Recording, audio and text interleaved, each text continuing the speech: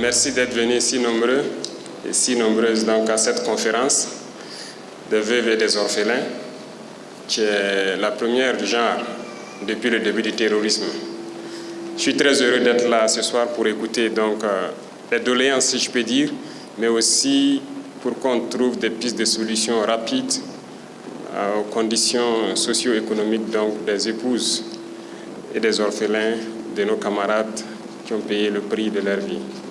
Mais avant tout propos, je souhaite qu'on prenne une minute pour prier pour le repos des âmes donc, de nos camarades tombés sur le champ d'honneur pour la patrie.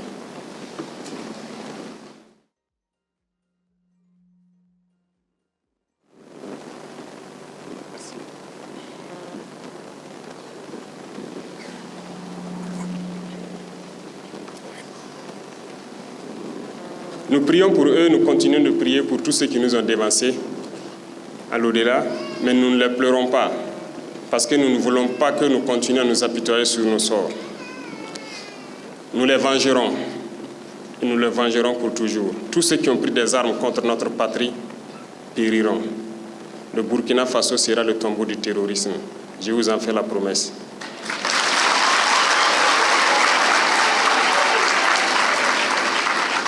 Nous ferons en sorte que nous poursuivons l'équipement, la formation et le recrutement de la jeunesse burkinabé pour défendre notre patrie et que nous puissions ramener le développement tant espéré au Burkina Faso pour le bonheur donc, de nos populations. Donc soyez honorés pour ceux-là qui ont sacrifié leur vie pour que nous soyons là ici aujourd'hui. Et continuez de prier pour tous ceux qui continuent de se battre pour que notre patrie demeure. C'est une guerre qui nous est imposée. Nous n'avons pas le choix que de nous battre. Et c'est ce que nous faisons. Aujourd'hui, plus que jamais, nous avons l'initiative sur le terrain et nous vengeons de jour en jour tous ceux qui, depuis 2015, ont perdu la vie dans ce combat. Nous ne pouvons pas imaginer la douleur de tout un chacun, mais nous savons que c'est vous les héros. Durant nos absences, Dieu seul sait comment vous souffrez. Que nous revenions ou pas, les femmes continuent de souffrir à la maison. Les enfants souffrent beaucoup de notre absence. C'est pénible. Mais soyez sûrs d'une chose, c'est pour la patrie. Et tout ce que nous pouvons faire, c'est de réfléchir comment prendre soin de vous pour que cette douleur puisse être apaisée. Et je pense que c'est l'essence même de cette conférence qui vous a réunis pour que nous puissions trouver des pistes de solutions et qui viennent de vous-même. Il faut le dire, ça fait 10 ans maintenant que nous nous battons parce que les premiers actes terroristes se sont manifestés au Burkina Faso depuis 2015. Mais en 2023, j'ai donc demandé à ce que nous puissions avoir une base de données assez claire sur d'abord les blessés pour leur prise en charge après les avoir rendu visite donc, à l'hôpital, au niveau de l'hôpital du camp Sangoulé. Et nous nous sommes rendus compte que nous n'avons pas de fichier exhaustif de nos blessés. Nous avons aussi tenu une conférence avec eux, donc l'année dernière, qui a permis de dégager beaucoup de pistes de solutions. Encore faut-il avoir un fichier clair. Et ça nous a permis donc en 2023 de réfléchir en même temps sur le fichier. Si nous n'avons pas le fichier de nos blessés, il faut que nous voyions donc est-ce que nous avons le fichier de ceux-là qui restent après nos héros qui sont tombés, c'est-à-dire les veuves et les orphelins. On s'est rendu compte aussi qu'on n'a pas de base de données fiable. Voilà pourquoi je pense que dernièrement, nous avons travaillé pour développer une application à partir de laquelle les gens pourront s'enregistrer. Et on m'a rendu compte en tout cas que l'application est prête et devra être lancée donc dans les heures ou les jours qui suivent. Et tous les mécanismes seront mis en œuvre pour aider ceux qui ne pourront pas s'inscrire d'eux-mêmes, les accompagner qu'ils puissent s'inscrire et que nous ayons d'abord un fichier exhaustif, clair, de tous ceux-là qui ont sacrifié tout pour la patrie.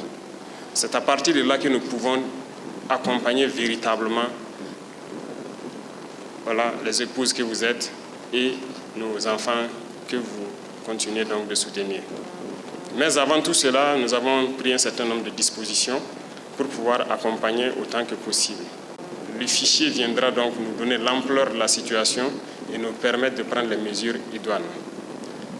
Et c'est dans ce sens que l'ASOVIG a été créé, parce que si nous voulons agir effectivement en faveur donc, de nos blessés et de nos veuves et orphelins, il faut que nous ayons une agence spécialement dédiée à cela.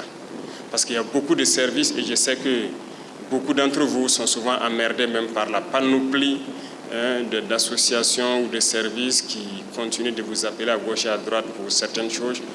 Nous voulons uniformiser toutes ces données. Voilà pourquoi l'ASOVIG a été créée.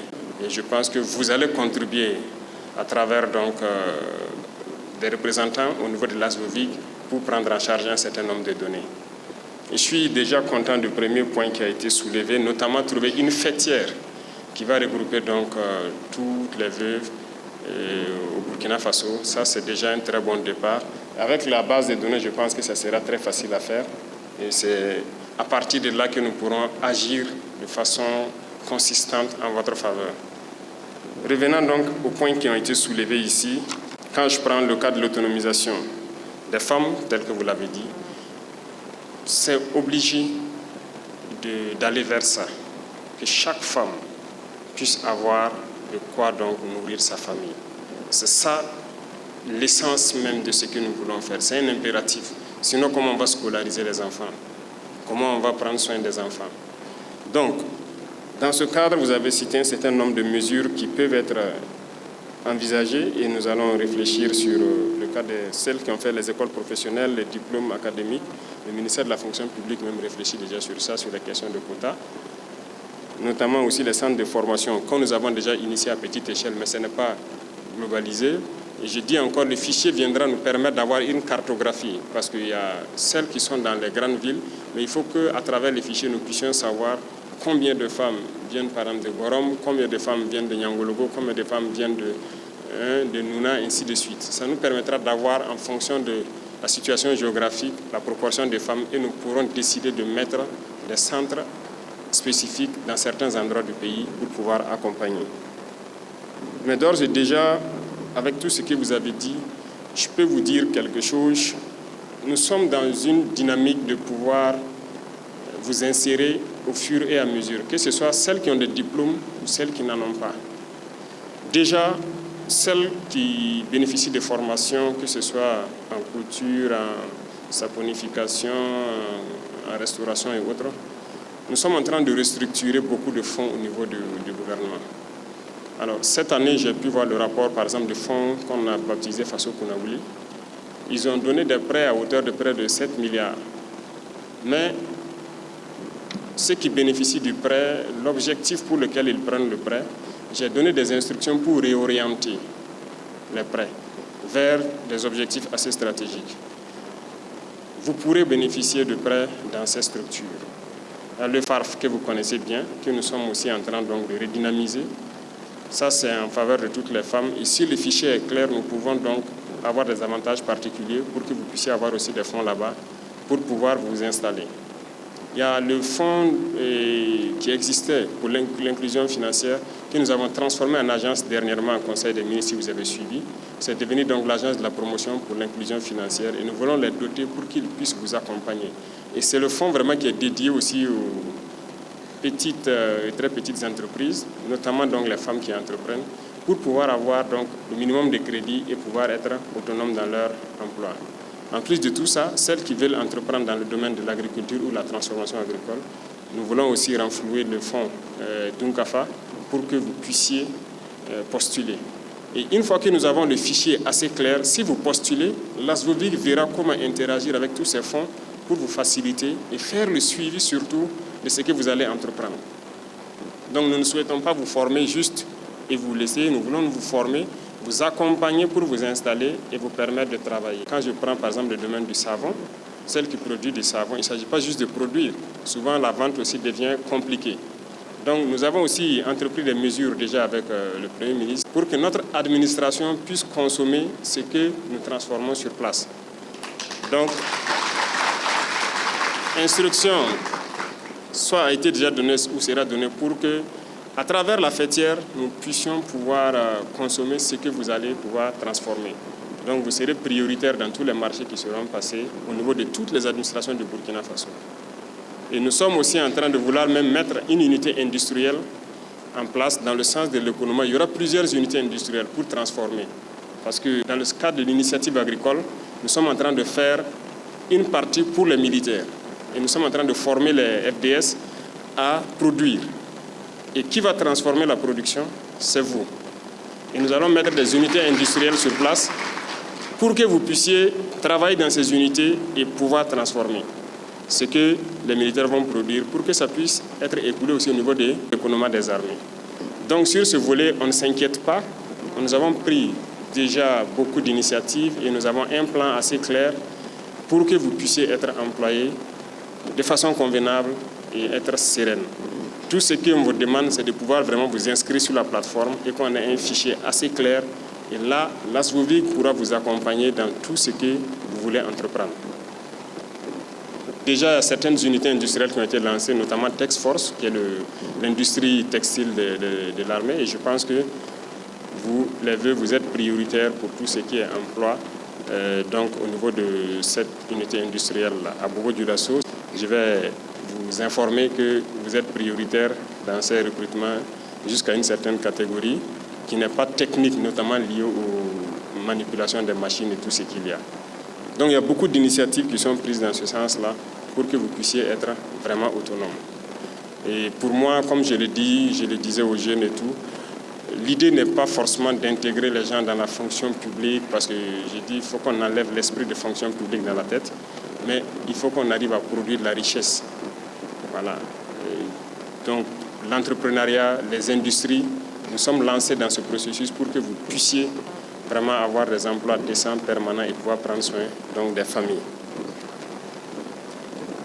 Et parlant toujours dans ce sens, donc comme vous avez demandé de créer plus de centres de formation, la cartographie nous permettra de savoir quel type de centre et où le créer. Voilà. Si on crée des centres et sans savoir c'est où est-ce que les vœux sont concentrés, c'est où que les orphelins sont concentrés, on ne pourra pas être efficace. Donc à travers l'inscription sur la plateforme, on pourra cartographier et choisir les lieux adéquats pour pouvoir implanter des centres de formation. Vous former et vous intégrer dans tout ce que nous faisons comme industrialisation. On n'est qu'au début. Je peux vous assurer qu'il y aura beaucoup d'industries qui vont être implantées au Burkina Faso, par le privé comme par le public. Et par le privé aussi, nous sommes en train de discuter avec eux pour que s'ils créent les entreprises, que vous soyez prioritaires dans certains emplois. Et je pense que beaucoup de gens ont adopté ça. Notamment, j'ai été visiter l'industrie de traitement des déchets à Kosodo. Presque 100% des femmes qui travaillent là-bas sont des FDS. Pour la délégation de soldes, donc j'ai même posé la question aujourd'hui seulement. On m'a rassuré que le processus est quasiment terminé. Donc je pense que dans les jours à venir, ça sera réglé. Donc nous sommes au courant de toute la souffrance derrière cette situation. Mais je pense que c'est presque OK maintenant. Ça prend souvent un peu de temps parce que tout ça, c'est lié au fait du manque de fichiers. Le manque de fichiers est vraiment un problème très sérieux. Et une fois que tout ça s'est résolu, je pense que ça va mieux se comporter. Parce que si on ne sait pas, tout le monde pourrait venir se présenter comme étant, voilà, nos femmes de héros tombés. Mais il faut un certain minimum de preuves. Et vous-même, vous avez parlé de conflits entre souvent les belles familles et les veuves. Ce n'est pas facile. Nous avons vécu ces genres de situations et il faut prendre toutes les précautions pour que vous soyez les bénéficiaires. Pour l'harmonisation des décrets, je pense que c'est un point qu'on va regarder rapidement au niveau donc, des forces armées nationales et des forces de sécurité intérieure pour voir comment on peut harmoniser sur les indemnisations et voir tout ce qui est faisable. Sur ce volet aussi, je pense que vous voyez petit à petit la création donc, de la Comipec qui est en train de s'installer. Et ces questions d'indemnisation et tout ça, bientôt, ça va basculer donc au niveau de la Comipec. Parce que ça crée réellement beaucoup de problèmes au niveau des familles. Nous avons été sur le terrain, nous avons été témoins de ces situations. Particulièrement, j'ai perdu un soldat entre-temps. En plus de l'indemnisation, au sein de l'unité, souvent, on cotise pour soutenir voilà, notre femme et nos enfants qui restent. Mais pour la première fois que j'ai perdu un homme, j'avoue que j'ai été beaucoup déçu. Parce que ce que nous avons cotisé dans l'unité et que nous avons donné, la femme n'a rien reçu. Ça a été vraiment un choc. On a dû recotiser comme on peut et la soutenir. Voilà pourquoi j'ai dit de prendre en compte au niveau de la Comipec cette question d'indemnisation. Parce que voilà, personne ne souhaite perdre un homme sur le terrain, mais si quelqu'un tombe pour la patrie, ne faut pas qu'on voit juste de l'argent qui sera donné après.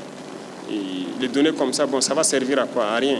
Donc j'ai dit de réfléchir, ne même pas indemniser un coup comme ça, mais qu'on puisse élaborer en tout cas quelque chose pour la veuve et les orphelins qui puissent bénéficier de ça.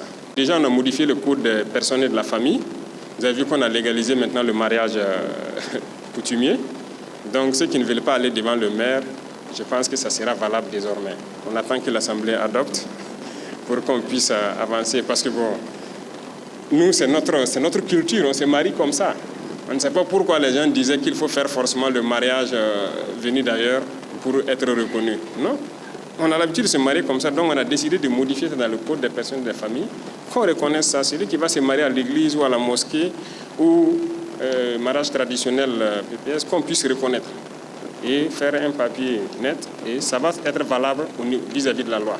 Et même au niveau de la Comipec, à l'enrôlement, le soldat doit pouvoir dire qui est son épouse ou sa concubine et ses ayants droit. L'enrôlement se fait avec tous ces fichiers pour qu'au cas où on ne sait jamais, au sein de la Comipec aussi, je reviens beaucoup sur ça parce qu'on a prévu beaucoup de choses là-bas pour pouvoir vous soutenir. Notamment, on a prévu un fonds de solidarité là-bas. On fait des prélèvements, on garde. Il y a une épargne obligatoire. Et tout ça, c'est pour les familles. Voilà. On ne sait jamais parce qu'en tant que militaire, tout peut arriver à tout moment. Mais on veut que si ça arrive, que les familles ne soient pas dans une situation assez complexe. Donc ce n'est pas uniquement au niveau des forces armées nationales, mais la Comipec prend en compte toutes les forces de sécurité intérieure. Pour les logements sociaux, il n'y a pas de problème. Je pense que ce sont des réflexions qu'on va mener. Et bon, moi, je vais vous donner ma vision déjà. Je sais que beaucoup de gens le savent. On ne peut pas continuer à faire des logements sociaux isolés comme on le fait. Donc j'ai dit au ministre de l'Urbanisme de passer au système d'appartements. Il faut qu'on construise en hauteur et qu'on ait des appartements. Quand l'État va pouvoir le faire, on verra comment on peut faire des faveurs. Et comme j'ai dit, même à travers la Comipec, on veut voir comment les militaires vraiment peuvent avoir ce genre de logement et être en sécurité une fois de plus. Parce que si on doit continuer avec les logements sociaux comme on le fait là, chambre, salon, 2 chambres, salon, un peu éparpillé, quand on sera 50 millions, on va faire comment? On ne va plus cultiver. Puisqu'on va construire tout le Burkina Faso, il n'y aura plus de terre. Chacun aura sa parcelle, on ne va pas s'en sortir. Donc, j'ai dit d'arrêter tout ça pour qu'on commence la construction en hauteur. Et donc, la réflexion est sur ça actuellement pour qu'on puisse lancer les travaux. Et dans ça, on aura donc des appartements avec un système de logements sociaux et que les gens seront en sécurité chez eux. Avoir un toit, c'est le plus important et pouvoir être vraiment en sécurité. Donc, c'est des volets que l'ASOVIC pourra donc prendre en compte. Au moment venu, on verra quelles facilités on peut avoir et de façon donc échelonnée au niveau de la Comipec pour faciliter cela.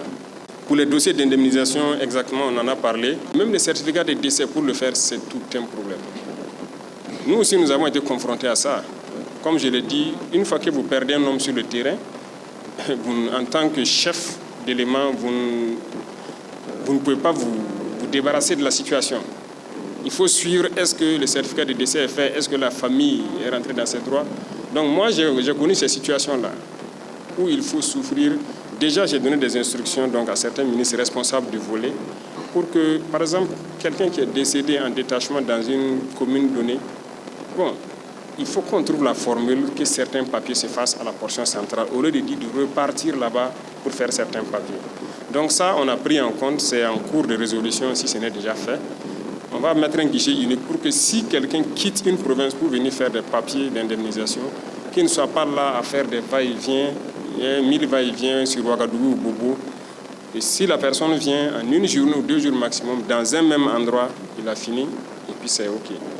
Donc ça, c'est pris déjà en compte. Et d'ici là, j'espère qu'on vous donnera le circuit et vous montrer des guichets uniques qui seront mis en place pour ce volet. Pour les pupilles, comme je l'ai dit déjà, on fait petit à petit à travers le ministère de la Justice. Vous suivez un peu. Ils étudient les dossiers et on classifie les gens donc dans la liste des pupilles de la nation. Mais en plus de tout ça, il y a beaucoup de choses qui sont prévues parce qu'il est prévu de construire des écoles Karma pour les pupilles de la nation, pour les prendre en charge. et que ce soit entièrement gratuit, toutes les commodités qu'il faut. S'ils veulent être internés, qu'ils puissent être internés. Pour ceux qui ne veulent pas être internés, qui veulent aller et revenir, en tout cas, on mettra tout en œuvre. Et pas seulement qu'ils soient eux seuls entre eux, d'autres personnes pourraient intégrer, mais les écoles seront destinées aux pupilles de la nation. Et en plus de tout ça, il s'agit de faire l'école, certes, mais il faut les suivre et pouvoir les intégrer. Donc beaucoup de données ont déjà été colmatées et nous avons, je dirais, un itinéraire technique pour les pupilles. Parce que, quoi qu'on dise, si quelqu'un s'est sacrifié pour la patrie, on ne peut pas laisser son enfant comme ça. Donc beaucoup de mesures ont été prises, en plus de les scolariser, de les permettre d'aller tranquillement à l'école. Nous avons préparé le champ pour qu'ils puissent être employés une fois qu'ils atteignent la majorité ou bien qu'ils atteignent en tout cas un certain niveau de diplôme, qu'ils puissent être intégrés avoir un emploi. Donc ça, c'est déjà réfléchi et il reste juste la mise en œuvre du premier pas qui sont les écoles des pupilles de la nation. Donc on a réfléchi, on a trouvé un modèle d'école et c'est ça que les gens ont commencé à construire un peu. Donc 2025, ce n'est pas évident qu'on ait beaucoup d'écoles construites, mais 2026, on verra. Si on atteint le nombre, on va créer déjà les premières écoles des pupilles de la nation avec les internats qu'il faut. Et là-bas, ils apprendront beaucoup de choses pour pouvoir être autonomes au moment venu. Pour la prise en charge psychosociale et tout, je pense que l'armée elle-même n'avait pas de psychologue comme ça. Quoi qu'on dise, les premiers moments, vous avez besoin d'un certain nombre de prises en charge psychologiques. Mais nous avons recruté beaucoup et nous espérons pouvoir agir très bientôt. Et le volet social, je pense qu'il y a beaucoup de structures qui agissent déjà, notamment l'action sociale et un certain nombre de services au niveau de l'armée. Et il y a aussi des dons qui se font par moment. Et nous essayons autant qu'on peut pour soutenir, mais ce n'est toujours pas suffisant. Nous continuerons à accentuer et surtout à informatiser tout ça pour que ce soit vraiment optimum. Je sais que toutes les doléances n'ont pas été citées. J'attends le document final pour voir tout ce qui est dedans et voir la mise en œuvre point par point. Qu'est-ce qui peut être mis en œuvre urgemment et qu'est-ce qui peut être différé au fur et à mesure. Mais une chose est sûre, tout va concourir au bien-être de ceux-là qui sont les héros. Moi, je vous appelle les héros parce que j'aime dire aux hommes que nous qui partons au combat, ce n'est pas nous les héros. C'est vous qui êtes derrière, qui passez les nuits blanches là, à réfléchir, à penser à tout ce qui pourrait arriver. C'est vous les héros. Et c'est vous qui prenez soin des familles derrière nous. Le militaire n'est jamais là. Tous les jours sur le terrain avec l'intensité, ce n'est pas facile. Donc, tout a été réfléchi pour prendre soin de vous et que vous puissiez prendre soin de nos tout petits et qu'ils puissent être intégrés sereinement. Donc, soyez rassurés que cette conférence, l'objectif, c'était de trouver des solutions venant de vous-même et que nous puissions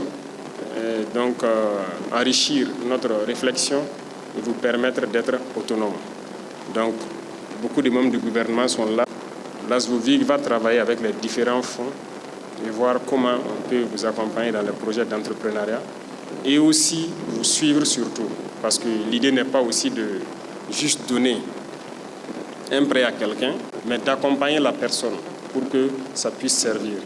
Donc l'ASVOVIG va coordonner avec toutes les structures qui pourront être intéressées dans ce domaine-là et vous accompagner pour être autonome.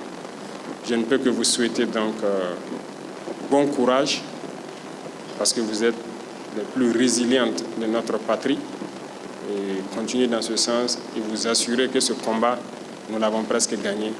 Nous allons gagner. Notre Burkina Faso sera en paix parce que c'est le prix qu'a payé donc nos camarades tombés pour que le Burkina Faso soit en paix. On vous assure que le Burkina sera en paix. Vous allez pouvoir vivre dignement et nos enfants vont grandir dans un Burkina prospère. Nous vous en faisons la promesse. Bon retour à celles qui sont venues de tous les 4 coins du Burkina Faso. Que Dieu vous ramène en paix, sain et sauf. Et surtout que vive notre chère patrie. La patrie ou la mort, nous vaincrons. Merci beaucoup à tous.